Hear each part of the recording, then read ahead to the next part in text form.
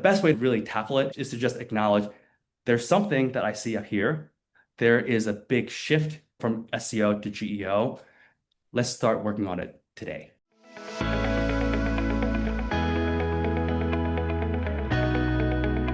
Hey everybody, welcome back. It is another episode of Jolly SEO's TLDR, and today we are joined by Tom Lee, co-founder and CEO of Love It AI. Tom, thank you so much for joining us today.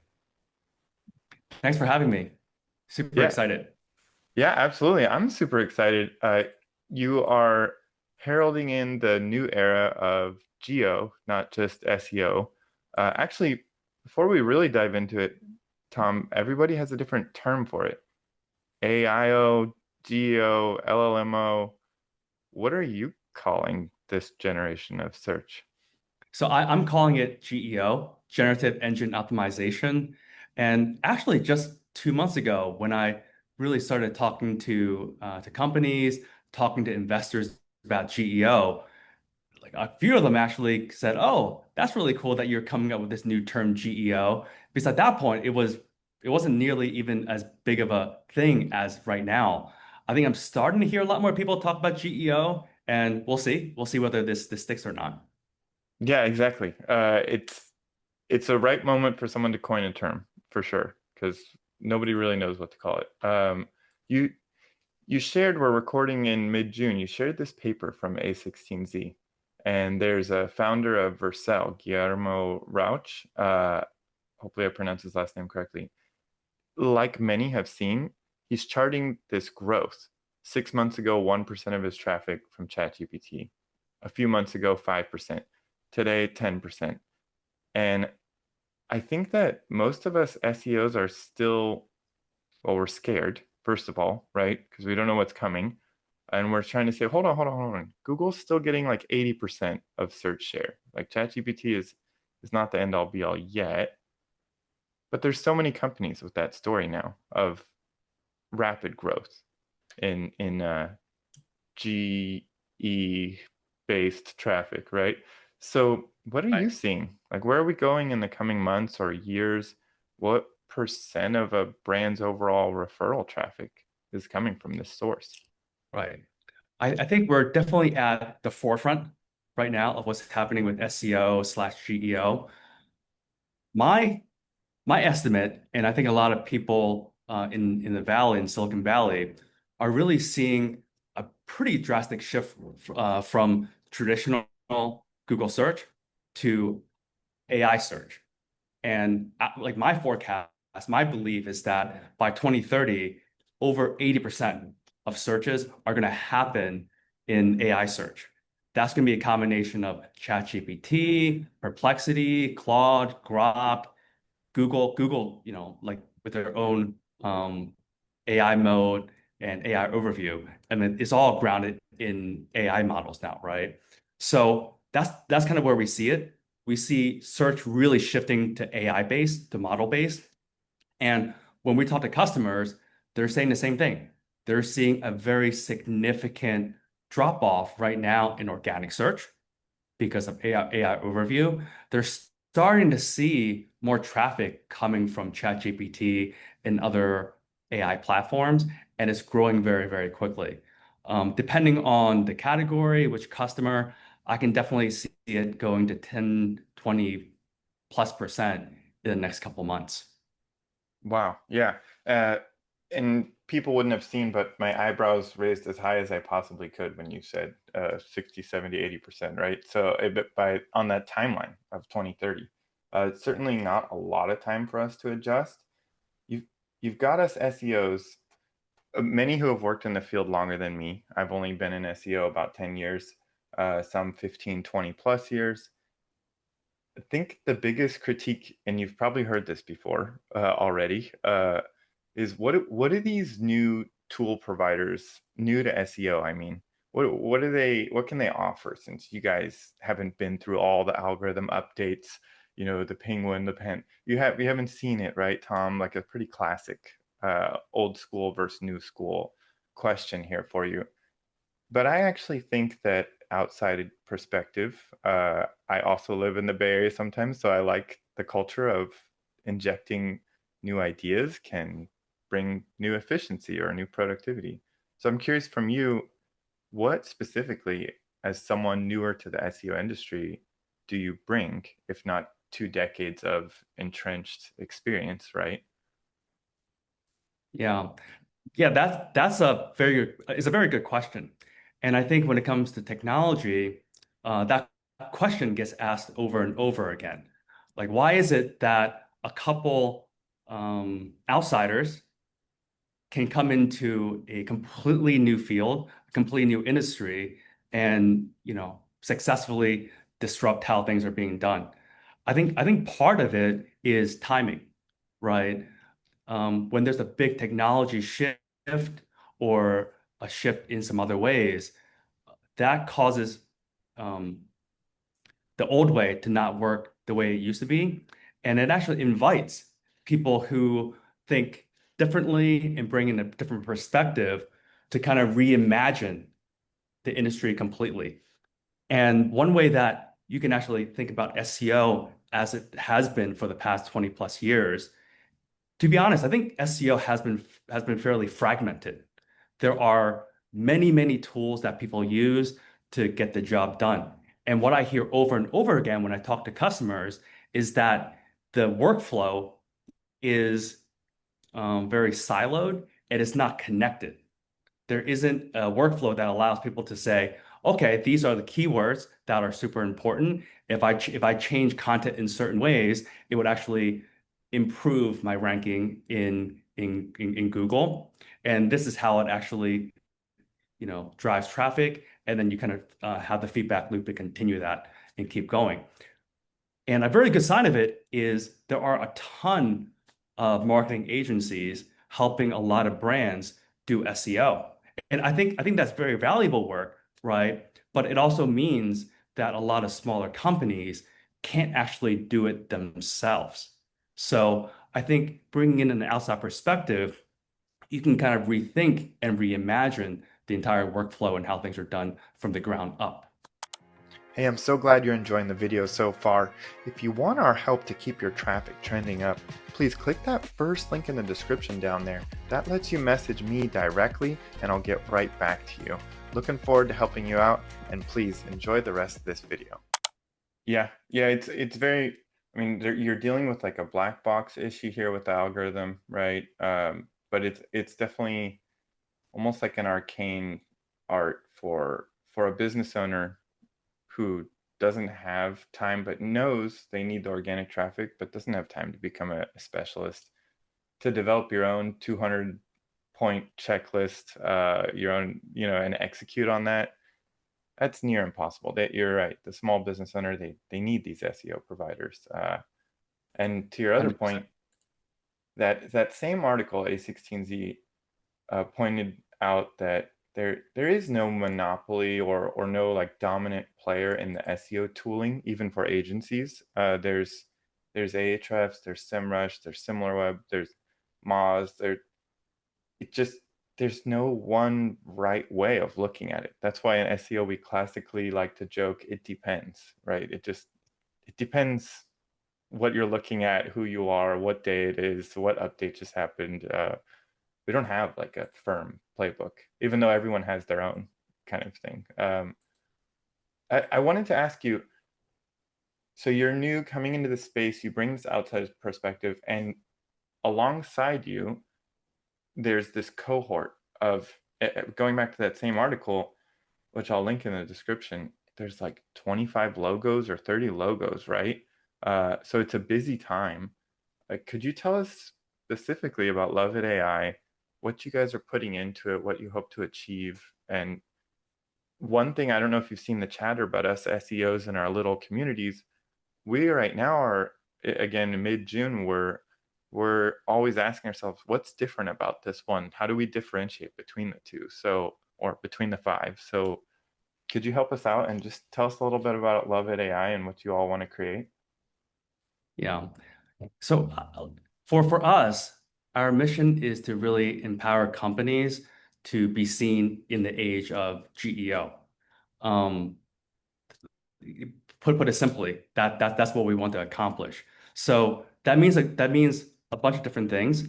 One is providing cross AI platform visibility into what people are asking these AI platforms, these AI answer engines about what these AI engines are responding back with, and how does that actually match how a company wants the answer to actually be like how it should actually be, right? So I think the cross AI platform monitoring is one layer. Measuring the impact through sentiment analysis, natural language processing is the other layer. Now, to kind of close the loop, there has to be actionability. How do you optimize to improve how you appear in these AI answers, right? Our approach is quite different than a lot of these competitors out in the market. For the first part, like the way that we go about measuring is with real user data. And by that I mean we have a way of actually understanding what people are actually asking AI about. The very first question, the very first prompt that they're asking, what AI responds back with, and then the subsequent back and forth. So if you really think about that, right, that is extremely, extremely powerful and useful information for marketers, product managers, and a bunch of people, because you really get to understand what a user is thinking about your product or services and where in the shopper funnel they are. Are they just doing discovery? Are they mid-funnel and they're actually making a decision? Or are they at the point where they want to actually make a purchase? Through this dialogue, you can actually tell a lot about that.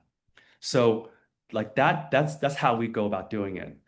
A lot of the competitors out there, they use what we call synthetic prompts, synthetic data to get what AI is thinking. And it usually goes something like this. You take keywords from the SEO era, plop into ChatGPT and say, generate a bunch of potential prompts, hypothetical prompts that is related to these keywords. And it's not grounded in reality. You take these prompts, you feed it back into AI and see what AI actually responds back with, right? And then you use that data to do the measurement and sentiment analysis and all of it.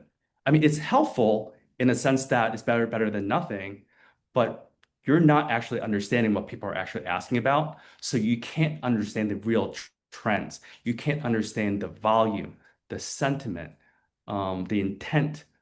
How difficult would it be to actually try to win these prompts? So I think foundationally, that is how we're approaching it. We're also approaching it from a workflow perspective, kind of what I mentioned earlier. To your point, I think a lot of software has been built right now where it's a point solution. They, like as an outsider, you come in and you're like, oh, we have technology that can do this, that can generate these synthetic prompts, and then you build a solution around it. But does that solution actually map back to how SEO experts are doing SEO? I argue that it's not the way they do it. So you're making marketing teams, SEO teams, marketing agencies learn a completely new way of doing stuff. I think when product is built right, it should just solve for a need. It should map to an existing workflow as opposed to making people learn a new workflow. So we do think about that fundamentally different in that way. And then the third piece is we really see what we're building as being the infrastructure for GEO. We're building a product so that it can be truly end to end, and it can be a solution. It can be a product that can be used from initial visibility all the way through to measuring, to figuring out how to optimize your content, and at some point have all of that be automated and be a complete cycle. I mean, the fact that you're considering intent, I totally agree. Those are two classes of traditional SEOs, right? Where you get the classic story from clients all the time where they're like, my last SEO basically just made a case study of me. They pumped up the traffic volume, but I'm a finance industry business, and I had articles about cats and dogs on my site, and like none of these people were gonna ever buy from me. So the fact that you're considering that is awesome, and I do think every listener, even if they're a little bit on the back foot right now, thinking about geo and SEO, can acknowledge that our tooling is splintered, is siloed, right? We definitely need something to bring it together. We're always considering, should I add this other SaaS? But then it has slight overlap. So yeah, kudos to you, and thanks for explaining a bit about Levitt AI. I wanted to talk a little bit about this actionable optimization suggestions, right? This is the perhaps the trickiest part for our conversation for you to answer right now. And so it'd be very okay with me if you were like, well, right now we have a degree of confidence, but not 100%. That's how I'm engaging with people, is like, for just for the listener and for you, Tom, my degree of confidence is more towards the zero end when I make suggestions for what our clients should do in terms of optimizing generative engines right now. But what kinds of things are you suggesting to users inside the tool? And of course, it's case by case, but like what areas can you make recommendations for them to action on? Yeah. So I think there are a lot of low-hanging fruits out there. And I think there are a lot of discussions about these low-hanging fruits, making your technically, from a technical standpoint, making your website easier for AI crawlers to actually read and understand what the content actually is. That has, like I think um, actual experimentation has proven that to really influence how you come out in AI answers. There's also how, like, what kind of information you're actually providing on your website. And the kind of information that AI tends to prioritize seems to be quite different than SEO. Is a very, like, AI is very, very literal. It's very, very literal. I think for SEO, a lot of times, to capture as many keywords as possible, you throw in like a big giant, list of words into the website on the back end, and then you tag a bunch of different things. That actually just really, really confuses AI. So being very, very clear is very important. Having a list is very seems to work very well. And then also, AI seems to like um, content where you're comparing different services and different products. If you have like some sort of ranking, right, of products, a lot of times these come from other publishers. You might be partnering with, different, publishers for mentions and things like that. Well, this actually works really well. And if you actually take that same approach and put it into your website, that seems to drive traffic a lot too. Yeah, fascinating. Yeah, I mean, very selfishly, and I don't know if you know much about what my little business Jolly SEO does, Tom. We help brands get mentioned in other publications. So selfishly, I'm always like, oh, wow, did he just say what we do can do something? But I think what you just said is very useful for the webmaster, not promoting ourselves. The second thing you said, which is you can do more product comparison, brand review on your own site again. There was a time period where that was very effective, and uh, I think it's fascinating the way content has changed over time. Google famously says, don't write for the algorithm, write for the human, and I want to be part of that world. That totally makes sense. But to get the humans on your site, you do need to consider what does that search channel want to read. And so I think that's a great insight that you just shared, that you've seen the data that comparison articles can attract the LLMs. They can digest that and refer Right. to that. And also, depending on which AI platform, they heavily weigh different sources as well. Um, so for example, like Reddit seems to be weighed very heavily in ChatGPT. Wikipedia is actually being sourced a lot. Like when we look through our data, we see a ton of citation from Reddit and from Wikipedia, Hmm. right? And that seems it differ from SEO? So I think having that data, having that visibility into, okay, this is what real people are asking for. This is what AI is responding back with. Now you take that and you kind of peel it back and you look for, and for us, there are really four things that we really measure, right? One is your company or brand being mentioned in the answer? That matters a lot. Is there a link? Is there a URL directly in the answer for people to actually click on to drive traffic to your website and actually being able to measure that? That's number two. Number three is even within the answer, where are you actually located? Right? If there's a list, are you one, two, three, or are you at the very bottom? Like these are some of the subtleties that you really have to dig in. And it takes a lot of discovery, talking to a lot of customers, doing deep, deep technical AI research, right? And that's also our strength, right? Like that's our expertise is actually the AI is the actual machine learning. The fourth part is a citation in the sources. Um, Most of the AI platforms out there, they now show you the source of where they get their answers. You really want your website, your URLs to actually be in the citation because it's reputable and people click on it. Wow. Yeah, a lot to unpack here for everyone.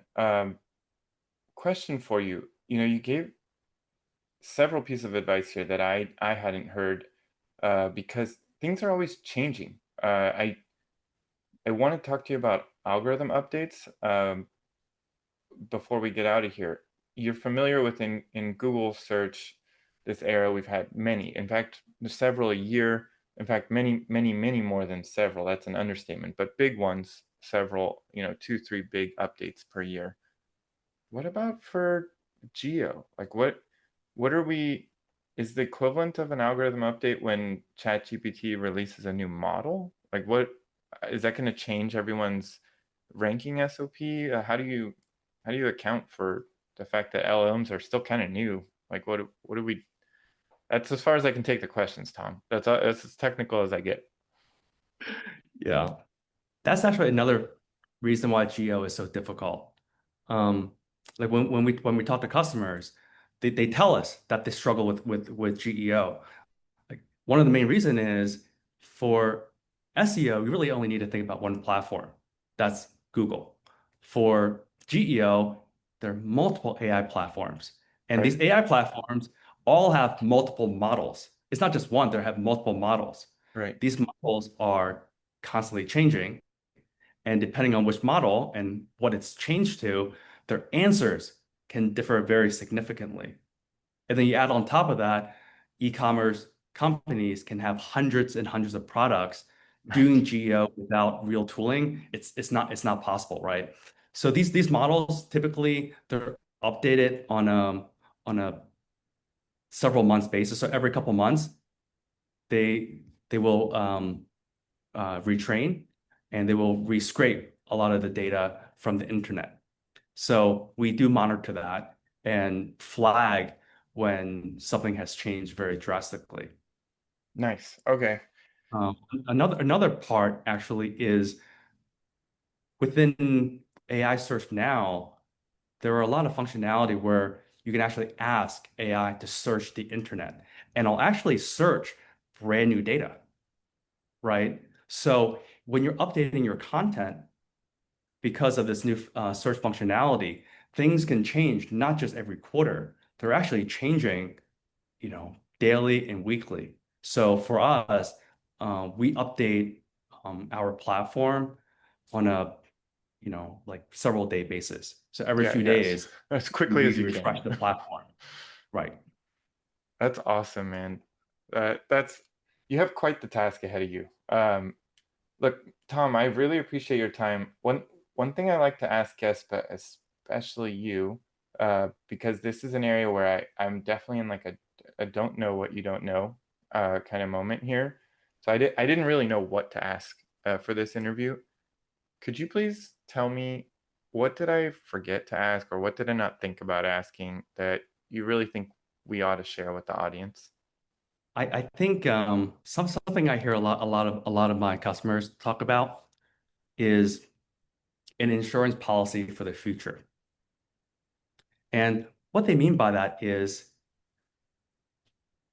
right now, Google is still driving most of the traffic, but for especially like for brands with you know with market presence that they spent years upon years, decades, and millions of dollars, building up that brand reputation. Yes, traffic is in Google, but you want to go to where the puck is going, using a hockey analogy. And the puck is definitely going to AI search and starting to invest now and be prepared for this shift, which is coming super, super quick. We're hearing a lot of companies really kind of going after that. And some of our customers are telling us, yeah, the CEO is being pressured by the board to do something, with AI. They don't know what it is, but they need to start doing that. And Right. then the CEO is starting to push, the CMO, hey, what do we look like in ChatGPT? Right? And there's the blind spot, right? I think tackling that head on, like identifying, okay, we have a blind spot here. There's a problem. Let's unblock it and do it as soon as possible. I think that's a piece of advice that I have, both being in the GEO space, but also like me being a product person, like I've spent 2 decades building products for retailers, for brands in technology. It's easy to kind of try to turn a blind eye to a problem that is like so right in front of your face. Because I mean, it's easy to just try to ignore it, right? But the best way to really tackle it is to just acknowledge there's something that I see up here. There is a big shift from SEO to GEO. Let's start working on it today. Yeah, I love it. This is not a good moment for head in the sand, everyone. It was definitely scary for us to confront, and we just have to start grappling with this. I really appreciate you taking the time to share your insights, Tom. Where, before I let you go, where should people look you up? Definitely check out loveatai.com. Anywhere else you want people to find you? Yeah, so you can go to our website, loveatai.com. And if you want to shoot me an email, tom.lee@loveatai.com. Would love to talk to you. If you have any thoughts around GEO, if you're an enthusiast, shoot me an email. If you're interested in using our platform, super excited to talk. Shoot me an email. Awesome. Tom, I hope we do this again in 3, 6 months and see where we're at then. Yep. Thanks for having me. Very, very Absolutely. excited. Bye bye.